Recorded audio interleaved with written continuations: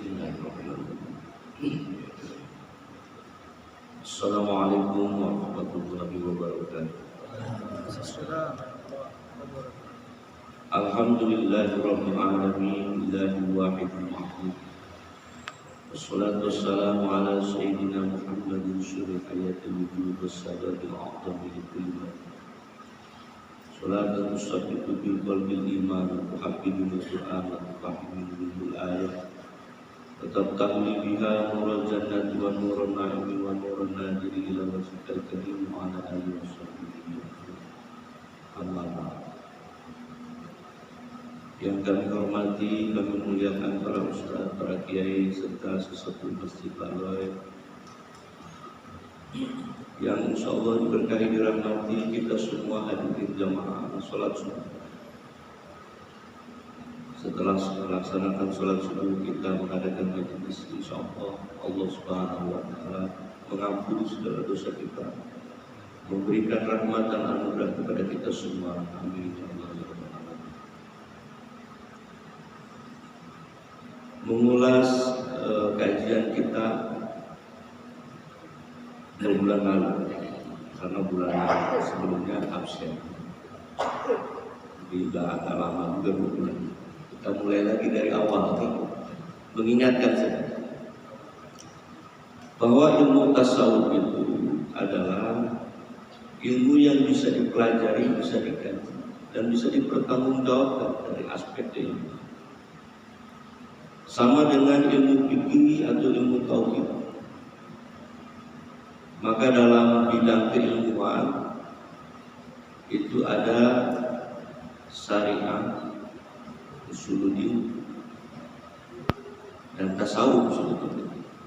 Cuman karena bahasa, kalau tasawuf agak sedikit aneh mungkin, maka disebut kalau dalam ilmu IAIN itu disebut akhlak, tidak akhlak. Syariah, usuluddin, akhlak. Padahal namanya nama sama, akhlak, tazkiyah, pensucian. Kemudian tasawuf, membersihkan, mirip-mirip sama.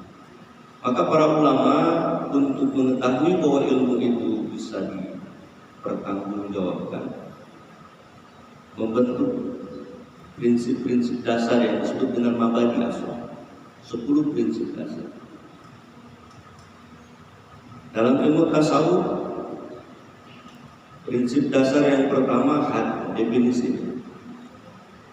Definisi dari ilmu tasawuf itu adalah wal ilmu yu'rafu bihi ahwalun nafsi mahmudah wa madmudah wa kaifiyat dhahir minal madmudah. Jadi ilmu tasawuf itu adalah satu ilmu yang untuk mengetahui keadaan jiwa, kondisi batin manusia. Wal ilmu yu'rafu bihi ahwalun nafsi. Jadi ilmu untuk mengetahui kondisi jiwa kita, itulah tasawuf.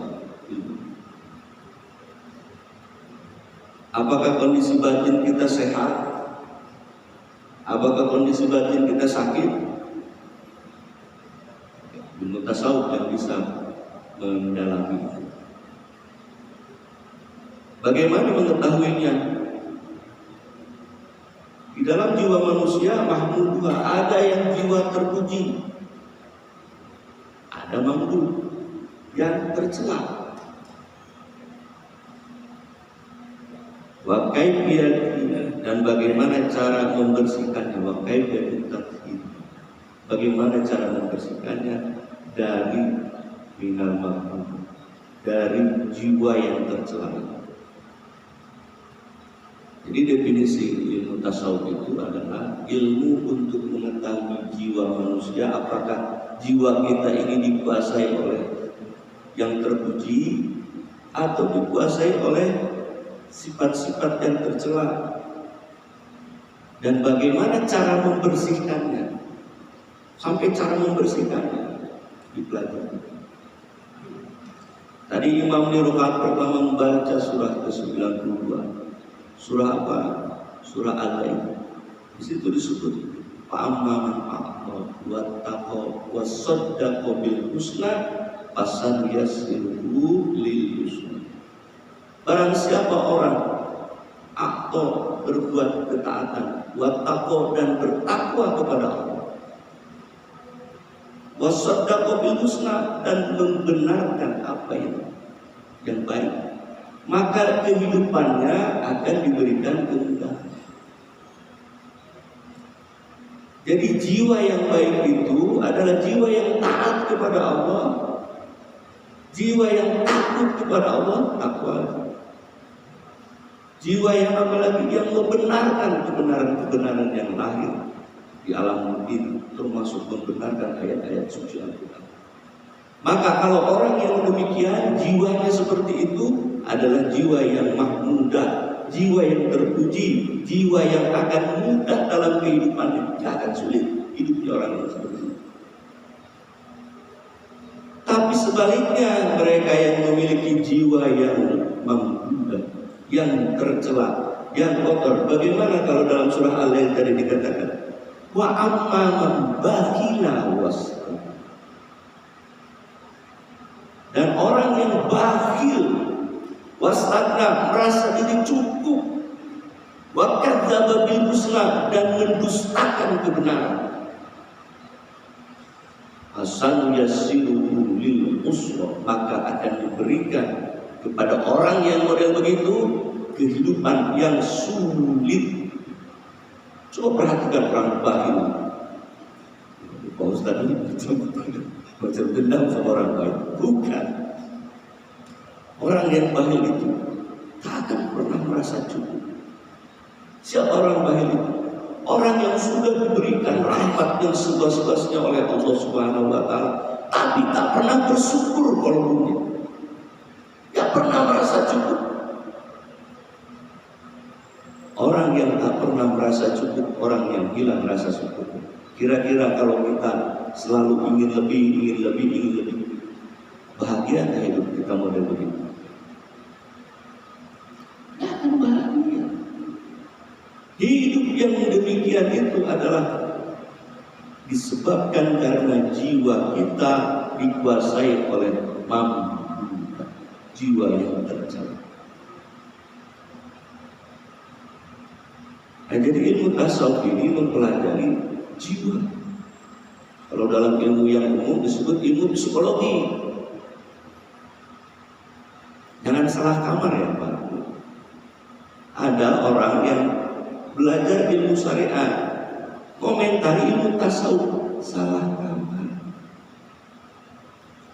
Sebab ilmu syariat itu ada definisinya. Ada hadnya juga definisi ilmu syariat. Imam Hanafi mendefinisikan ilmu fikih, ilmu yang bersifat syariat itu adalah ma'rifatun nafsi malaha wa ma'alaiha. Lebih umum kalau beliau. Fikih itu adalah pengetahuan seseorang tentang hak dan kewajibannya. Mana haknya, mana kewajibannya itu. Sifat dari fikih yang umum oleh Imam Hanafi. Tapi Imam Syafi'i lebih detail lagi. Apa kata Imam Syafi'i tentang ilmu fikih? Ilmu fikih itu adalah ilmu bil ahkam syar'iyyah. Jadi fikih itu adalah ilmu tentang hukum-hukum syariat yang bersifat amaliyah, yang diambil dari dalil-dalil yang terperinci. Maka yang diurus oleh ilmu fikih itu syahadat, sholat, puasa, zakat, haji. Itu bidang garapannya. Sementara yang diurus oleh ilmu tasawuf itu adalah kondisi jiwa manusia, psikologi.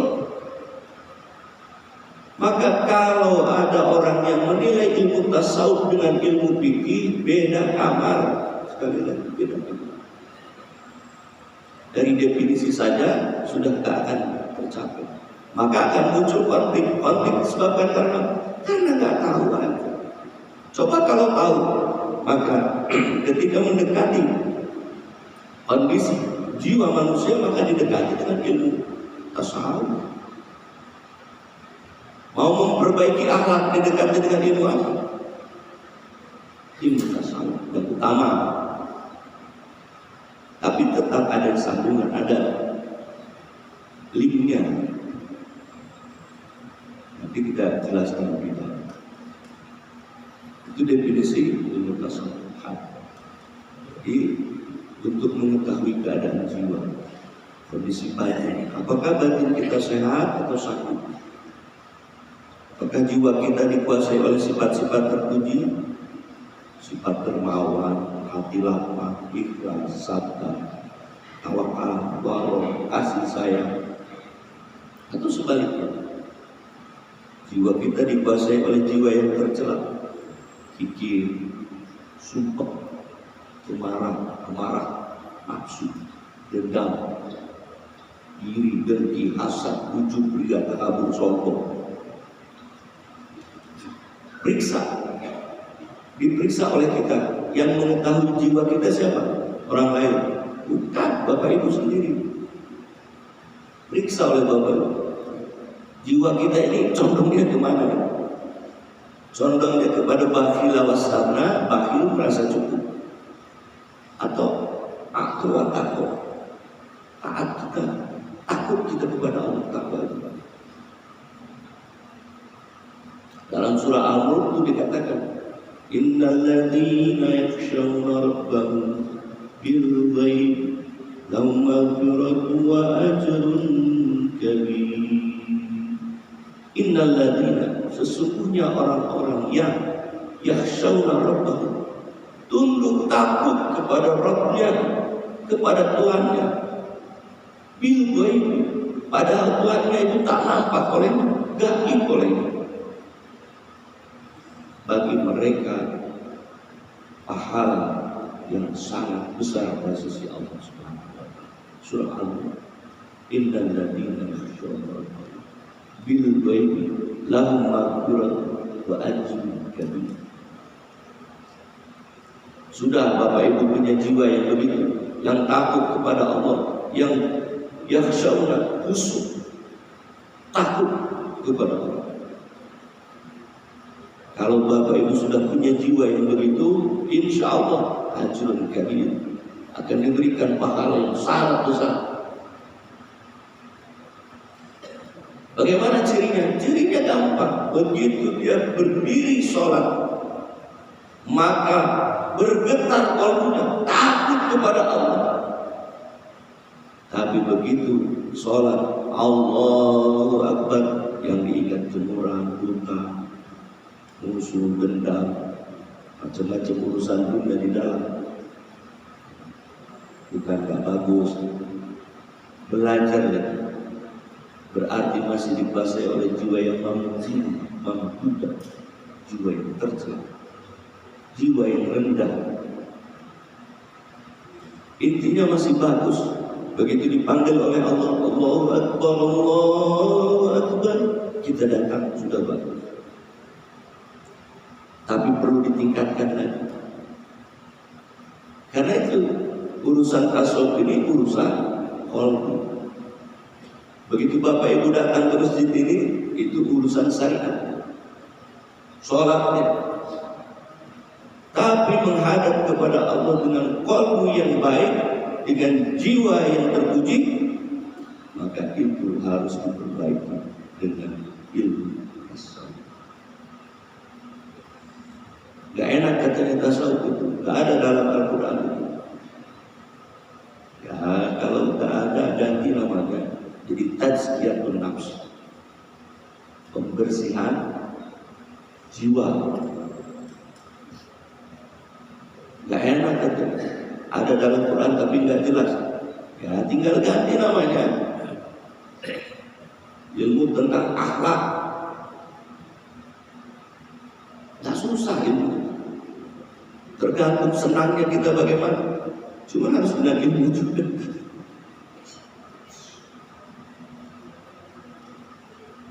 Bapak Ibu yang dirahmati Allah, prinsip yang kedua dari mabadi tasawuf itu adalah objek maupun. Ilmu tasawuf itu objeknya itu af'alul qalbi wal hawas min haitsu tazkiyah wa tasbiyah. Objek dari ilmu tasawuf itu adalah perbuatan qalbu, gerak-gerik hati, termasuk bagaimana mensucikannya tazkiyah diri dan bagaimana menjernihkannya. Jadi ilmu ini punya sasaran, objeknya. Apa objeknya? Gerak-gerik hati. Kalau gerak-gerik hati kita masih ragu-ragu, munafik, hasad, dengki, maka segera dibersihkan tazkiyah dan segera ditasbiyah, dijernihkan. Karena yang namanya keraguan itu akan membuat kita menjadi tidak stabil. Kemunafikan yang kita pelihara akan menghasilkan jiwa yang terbelah. Kefasikan yang lama kita pelihara akan mengeraskan qalbu. Kalau dibiarkan jiwa itu, maka kelak nanti semakin lama semakin keras qalbu kita, sehingga akan muncul posisi di mana summun bukmun umyun fahum la yarji'un. Allah tutup nanti mulut bukmun umyun fahum la yarji'un. Selanjutnya kau tak akan bisa kembali kepada Allah. Kalau sudah ditutup pendengaran, penglihatan, bahkan hati, layar cium, gak akan bisa kembali kepada Allah. Mumpung sekarang masih kelihatan Allahnya. Begitu Allahu Akbar, azan datang, kita datang ke masjid. Itu tandanya bahwa qalbu kita masih bisa melihat yang Maha Kuasa, masih bisa melihat tanda jalan menuju Allah Subhanahu wa Ta'ala. Bapak Ibu yang hadir di masjid ini adalah orang-orang yang memiliki satu harapan yang besar, bahwa akan kembali kepada Allah, akan menjadi hamba-hamba Allah yang dikasihi, yang dikaruniai rahmat oleh Allah, yang dikaruniai ampunan oleh Allah. Karena datang ke masjid, meskipun kalbu Bapak Ibu masih berat, begitu sholat agak panjang sedikit, imam membaca ayat ngantuk, meskipun seperti itu, tapi tetap harapan itu ada. Tapi mereka yang begitu dipanggil azan, padahal dekat rumahnya, tidak datang ke masjid ini, kasihan Pak. Sudah tertutup kalbu mereka, maka doakan mereka-mereka yang masih terlelap dalam tidur nyenyak, dalam tidur kelalaian, untuk dapat bangun, bangkit, memenuhi panggilan Allah Subhanahu wa Ta'ala. Ini persoalan jiwa, bukan persoalan lahir. Oleh karena itu penting ilmu ini. Kira-kira penting gak ilmu ini? Penting. Objeknya adalah af'alul qalbi, perbuatan qalbi, perbuatan hati. Lalu kemudian yang ketiga, prinsip yang ketiga, samroh itu artinya apa? Tadi had definisi, kedua mau objeknya, ketiga buahnya samroh. Dikatakan tahdidul qulub wa ma'rifatu lamul ghuyub zawqan wa wujdan. Jadi buah ilmu tasawuf itu adalah hati yang dibersihkan hingga jernih, dan alamul ghuyub, mengetahui alam-alam yang gaib. Kira-kira jiwa kita gaib gak? Nampak gak jiwa kita? Enggak. Nah, dengan ilmu ini, insya Allah Bapak Ibu akan mengetahui hal-hal yang bersifat wujud gaib. Bukan jadi dukun, jadi ketahui ya, bukan memahami, mengetahui. Zauqan wa wujdan, termasuk makrifat kepada Allah dengan lebih baik. Zauq, punya rasa zauq, husdan. Jadi makrifat kita makin akan semakin baik. Kalau tadi sholatnya agak lalai sedikit, ngantuk-ngantuk, insya Allah dengan ilmu ini, dipelajari ilmu, maka jiwa kita tenangkan. Lalu kemudian perlahan-lahan kita akan memahami setiap ayat yang dibacakan oleh imam. Kira-kira begitu. Jadi apa yang dibaca oleh imam, perlahan-lahan kita paham. Bapak Ibu yang dirahmati Allah, tiga dulu lah definisi prinsip dasar normatif. Karena kita mau langsung praktek. Sebulan sekali jumpa ini lama. Kita langsung menukik bagaimana kaifiat tasbih, bagaimana kaifiatnya membersihkan jiwa itu. Yang tadinya malas jadi rajin, malas datang ke masjid jadi rajin datang ke masjid. Bagaimana cara memperbaikinya? Cara memperbaikinya dengan ibadah sholat. Yang tadinya dendam jadi hilang dendam itu, jadi pemaaf. Yang tadinya iri, dengki, hasad jadi penuh kasih sayang kepada sesama. Yang tadinya maksiat pindah menjadi taat. Itu kaifiat bagaimana cara memperbaiki.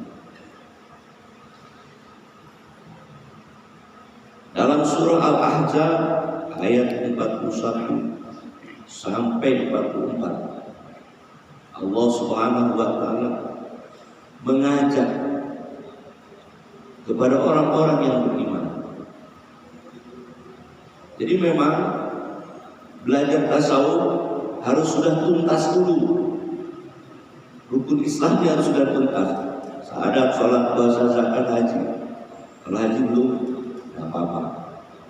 Tapi yang syariat itu harus sudah selesai. Artinya sholat lima waktu kita kerjakan, zakat kita tunaikan, puasa kita laksanakan. Kalau haji kan ada persyaratan kalau mampu. Tapi yang jelas seluruh rukun syariat harus sudah terpenuhi. Karena baginda Nabi mengatakan begini, as-syari'atu kas-syajar. Saya ulang lagi bahasanya. Syariat itu seperti pohon. Pohonnya, pokoknya. At-thariqatu al-sunnah. Thariqah itu cabangnya. Cabang. Jadi kalau ada orang yang berthariqah, kemudian dia merasa berdiri hebat, keliru. Karena thariqah itu adalah cabang dari pohon syariat. Kalau syariatnya belum benar, maka thariqahnya pasti geser, gak akan tumbuh thariqahnya. Karena dia ada di dalam cabangnya, ada dalam syariat. Pokoknya syariat. Maka kalau ada ilmu tasawuf dengan ilmu fikih beradu dia, ada beda pendapat antara yang tasawuf dengan ilmu fikih, maka salah satu ulama mengatakan harus diikuti ilmu fikih. Gitu ya, ikuti ilmu fikih. Cuman itu tadi kamarnya beda. Ini kamar urusan yang syariat, urusan yang fisik, urusan pokok. Sementara tasawuf urusan batin, urusan jiwa, dekat-dekat ke ilmu tersebut. As-syari'atu kas-syajar, at-thariqatu al-sunnah, wal ma'rifatu al-awrah, wal ma'rifatu awrah. Dan ma'rifat itu daun. Wal hakikatu asmarullah, dan hakikat itu adalah buah. Jadi kalau kita ingin merasakan buah dari ibadah sholat kita, buahnya misalnya khusyuk, maka tegakkan syariatnya sebagai pokok. Lalu kemudian buatkan thariqahnya. Thariqahnya harus ada. Lalu setelah thariqah ada pasti nanti ada ma'rifah. Dan buah dari ibadah itu adalah khusyuk, ibadah sholat. Orang-orang yang belajar thariqah untuk memulai mendapatkan ibadah sholat yang khusyuk, maka mereka akan melakukan latihan-latihan untuk sampai kepada tingkat khusyuk. Nah, bagaimana kaifiatnya? Dalam surah Al-Ahzab, Allah Subhanahu wa taala memanggil orang-orang yang beriman. Panggilannya adalah Bismillahirrahmanirrahim. Ya ayyuhalladzina amanu qullaha dzikran katsiran. Wahai orang-orang yang beriman, Udzurullaha, berzikirlah engkau kepada Allah zikran katsiran, dengan zikir yang sebanyak-banyaknya. Atau ingatlah Allah dengan ingatan yang sebanyak-banyaknya. Mau minum, ingat Allah. Terima kasih Ustaz. Beliau sensitif, suara beliau harus kasih. Tapi kita yang mau minumnya harus ingat Allah. Bismillahirrahmanirrahim.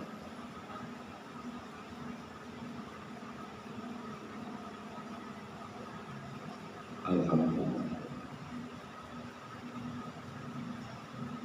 Saya punya paman.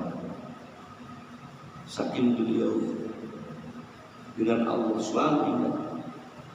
Setiap kali apa yang dibuat dia selalu ingat kepada Allah. Di thariqah masuk thariqah sekali. Karena tasawuf itu operasionalnya di thariqah. Ketika wafat, mau menjelang wafat, dia minum teh.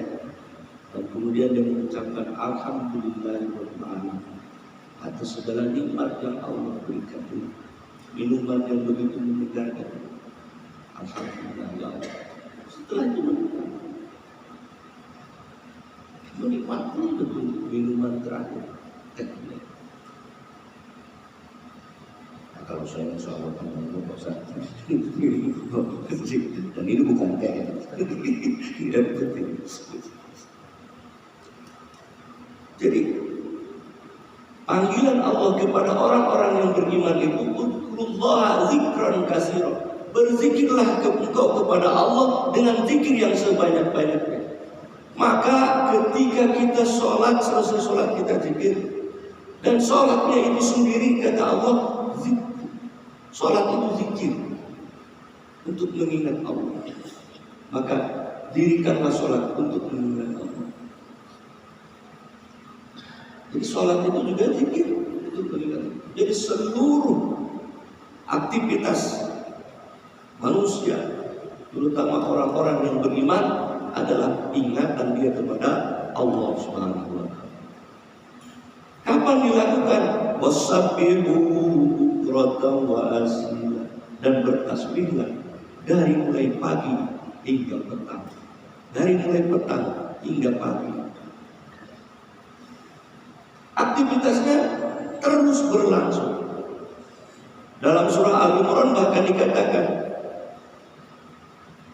Inna fi khalqis samawati wal ardh wa ikhtilafil laili wan nahar la ayatin li ulil albab alladzina yadhkuruna Allaha qiyaman wa qu'udan wa 'ala junubihim wa yatafakkaruna fi khalqis samawati wal ardh. Sesungguhnya pada penciptaan langit dan bumi, pergantian malam dan siang, terdapat tanda-tanda bagi orang yang memiliki intihad, ulul albab, orang yang qalbunya hidup, orang yang sudah tahu apakah jiwanya ini jiwa yang tercela atau jiwa yang terpuji, orang yang sudah tahu bagaimana memperbaiki jiwanya yang rusak untuk menjadi terpuji, yang tadinya tercela menjadi terpuji. Ulul albab itu begitu. Siapa mereka? Alladzina yadhkuruna Allaha qiyaman wa qu'udan wa 'ala junubihim. yaitu orang-orang yang mengingat Allah, berzikir kepada Allah dalam posisi berdiri, posisi duduk, bahkan posisi berbaring. Jadi kalau Allah memanggil untuk berzikir, maka fungsi dari zikir itu akan bisa menghidupkan jiwa kita, akan bisa menjadikan orang-orang yang beriman yang melaksanakan zikir itu imannya berkualitas. Imannya berkualitas. Jadi operasional langsung. Bahwa ilmu tasawuf itu adalah bukan hanya sekedar teori. Kalau teori itu gini, cara memasak, cara membuat sop, dituliskan, ibu-ibu bikin resep, kasih sama ibu. Oleh istri kita, setiap pagi dibaca aja resepnya. Kita tanya, mana masakannya? Sebentar lagi baca resep, besoknya gitu lagi, baca resep lagi. Marah gak kita? Marah, baca resep aja. Bukan begitu ilmu tasawuf. Ilmu tasawuf itu adalah ilmu yang dipraktekkan. Resep itu hanya sekedar teori saja. Prakteknya seluruh aktivitas kita adalah zikrullah. Seluruh aktivitas kita harus zikrullah. Jadi nggak perlu resep, perlu, tapi zikir prakteknya lebih penting.